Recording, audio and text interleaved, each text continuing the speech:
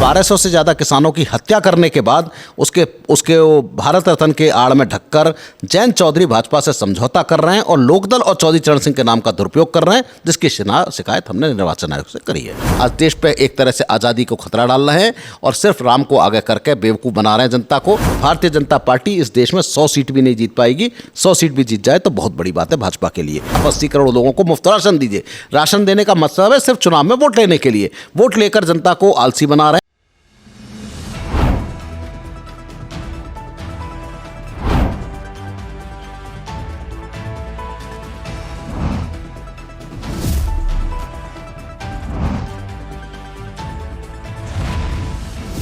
NTV निष्पक्ष, सत्यता की कसौटी।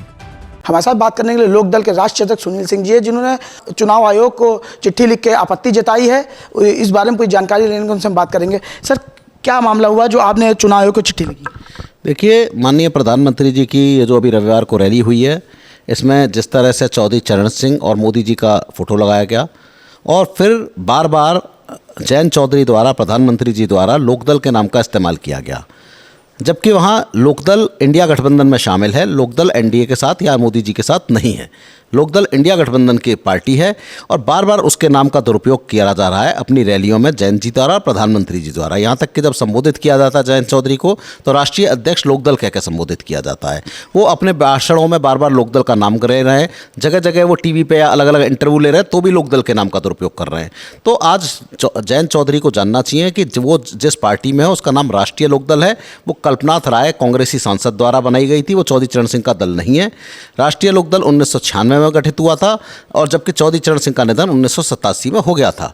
राष्ट्रीय लोकदल के कभी चौधरी चरण सिंह सदस्य नहीं रहे। तो ये चौधरी चरण सिंह के फोटो लगाकर चौधरी चरण सिंह का और लोकदल के नाम का दुरुपयोग कर रहे हैं और ये लोगों को एक तरह से जाट वुडलैंड में भ्रमित कर रहे हैं वोटर को, और ये बेवकूफ़ बनाने का काम कर रहे हैं कि लोकदल इनके साथ है, चौधरी चरण सिंह इनके साथ है, जबकि हकीकत यह है कि लोकदल इंडिया गठबंधन में है।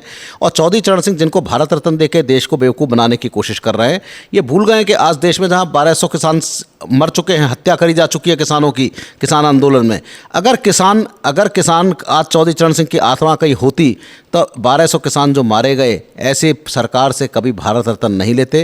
वो कहते कि किसान को एमएसपी का दाम दे दो, मुझे भारत रत्न की ज़रूरत नहीं है, मेरा कद भारत रत्न देश के किसानों के दिलों में रहता हूं और चौधरी साहब का कद भारत रत्न से कहीं ऊंचा है। तो आज 1200 से ज़्यादा किसानों की हत्या करने के बाद उसके वो भारत रत्न के आड़ में ढककर जयंत चौधरी भाजपा से समझौता कर रहे हैं और लोकदल और चौधरी चरण सिंह के नाम का दुरुपयोग कर रहे हैं, जिसकी शिकायत हमने निर्वाचन आयोग से करी है। सर, जिस तरीके से इंडिया गठबंधन बना था, इंडिया गठबंधन पीडीए लेके अखिलेश यादव चल रहे थे, वहीं अब पल्लवी पटेल अलग होके उन्होंने अकबरुद्दीन ओवैसी के साथ पीडीएम शुरू किया है, पिछड़ा दलित मुस्लिम। तो इससे कितना असर पड़ेगा सर? देखिए, इसका कोई असर नहीं है। इस बार चुनाव में 2 गठबंधनों में चुनाव हो रहा है। एक सत्ता पक्ष मोदी जी का जो है, एक देश को बेचने वाले, देश के संविधान को, लोकतंत्र को खतरा करने वाले भारतीय जनता पार्टी के लोग। दूसरी तरफ वो लोग हैं जो देश में आज़ादी की लड़ाई लड़ रहे हैं, इंडिया गठबंधन के लोग जो चाहते हैं देश में, इंडिया में आज़ादी रहे और देश में आज़ादी रहे और देश कहीं नॉर्थ कोरिया, रशिया और चाइना की तर्ज पे ना चला जाए, जहां एक देश एक चुनाव के नाम पर मोदी जी एक बार चुनाव कराएं, वो भी चुनाव में ऐसा चुनाव हो कि वो हमेशा जीतते रहें और 20 साल तक के लिए राष्ट्रपति रहें या प्रधानमंत्री रहें। तो जो देश की आज़ादी खतरे में डालने का आज पूरा का पूरा प्लान है, आज उसको बचाने का काम, देश की आज़ादी को, देश के लोकतंत्र को, देश की संवैधानिक संस्थाओं को बचाने का काम इंडिया गठबंधन कर रहा है। और पूरी तरह से इंडिया गठबंधन इस देश में देश की आज़ादी की लड़ाई लड़ रहा है, ताकि इस देश में जो हमारे बड़े बड़े शहीदों ने जिस तरह से अपना फांसी पर चढ़कर इस देश को आज़ादी दिलाई, लेकिन आज वो सरकार जो आज़ादी के समय अंग्रेज़ों से माफ़ी मांगती थी, वो सरकार जो छुप जाती थी, कभी आज़ादी में नहीं रही जनसंघ के लोग, आज वो देश के लोकतंत्र को खतरे में डालकर आज देश पे एक तरह से आज़ादी को खतरा डाल रहे हैं और सिर्फ राम को आगे करके बेवकूफ़ बना रहे हैं जनता को। हकीकत यह है कि ना इनका राम से कोई वास्ता है, ना इनका राष्ट्रवाद से कोई वास्ता है। ये सिर्फ वोट बैंक की राजनीति कर रहे हैं और आज देश को बचाने के लिए इंडिया गठबंधन पूरी तरह अपना लगा है और जनता को समझा रहा है कि आप आज जाग जाइए, वरना देश की आज़ादी और देश का लोकतंत्र बहुत बड़े खतरे में है। आखिरी सवाल, एनडीए गठबंधन लगातार नारा दे रहा है 400 पार, वहीं इंडिया गठबंधन 2 फाड़ में बट चुका है। तो इस तरीके जब आप लोग 2 गुटों में बट गए तो किस तरीके से एनडीए का इस नारे को विफल कर पाएंगे 400 पार का? इंडिया गठबंधन दो धड़ों में नहीं बटा है। इंडिया गठबंधन एकजुट है। अभी दिल्ली की रैली में इंडिया गठबंधन सारे उसके जो भी इंडिया गठबंधन के 28 सदस्य, जिसमें लोकदल भी था, एक पूरी तरह से इंडिया गठबंधन पूरा एकजुट है।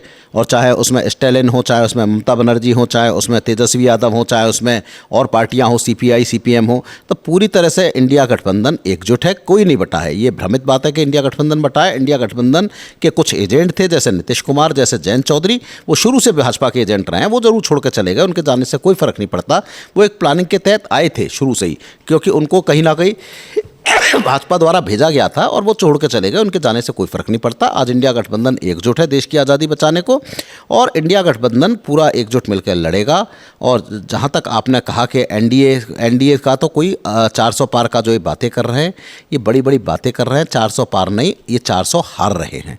400 पार बिल्कुल नहीं है। आज जो इलेक्शन कल माननीय उच्चतम न्यायालय ने जिस तरह से वीवीपैट की पर्चियाँ गिनने का 17 मई का समय दिया है, लोकदल गारंटी देता है कि अगर उच्चतम न्यायालय संज्ञान लेगा तो भारतीय जनता पार्टी इस देश में 100 सीट भी नहीं जीत पाएगी। 100 सीट भी जीत जाए तो बहुत बड़ी बात है भाजपा के लिए। वीवीपैट की पर्ची गिनी जाएगी और भाजपा 100 सीट पर इस देश में सिमटने जा रही है। ये देश की जनता देखेगी। अंडर करंट है भाजपा के खिलाफ, ना रोजगार दिया लोगों को, देश की अर्थव्यवस्था चौपट करके रख दी है। GST नोटबंदी ने देश की अर्थव्यवस्था चौपट कर दी है। पूरी के पूरी तरह छोटे मजले सारे उद्योग बंद हो गए हैं, लोग बेरोजगार हो रहे हैं। सिर्फ लोगों को एक इंटरनेट पे फोन देकर एक लोगों को उनको भ्रमित किया जाता है, उनको आलसी बनाया जा रहा है और ये कहा जा रहा है कि आप 80 करोड़ लोगों को मुफ्त राशन दीजिए। राशन देने का मतलब है सिर्फ चुनाव में वोट लेने के लिए। वोट लेकर जनता को आलसी बना रहे हैं और ये चाहते हैं कि चुनाव जीत जाएं और उसके बाद अडानी अंबानी के साथ मिलकर पूरे के पूरे दुनिया पर राज करें, पूरे धन इकट्ठा करें और देश की आज़ादी को खतरे में डाल दें। किसान अगर एकजुट होकर बात करें तो उनके ऊपर आंसू गैस के गोले चलाएं। 24 के बाद अगर कहीं गलती से, वैसे कोई जीतने वाले नहीं है, ये हार रहे बुरी तरह, लेकिन अगर कहीं गलती से हो गया तो वो दिन भी देश देखेगा कि चाइना की तरह यहाँ टैंकरों से आंदोलन को कुलता जाएगा। ये भारतीय जनता पार्टी करके दिखाएगी। ये था हमारे साथ लोकदल के राष्ट्रीय अध्यक्ष सुनील सिंह। कैमरा पर्सन हेमंत के साथ NTV निष्पक्ष समीर खान, लखनऊ। देश विदेश की ताज़ा खबर पाने के लिए हमारे चैनल NTV निष्पक्ष को सब्सक्राइब करें व बेल आइकन दबाना ना भूलें।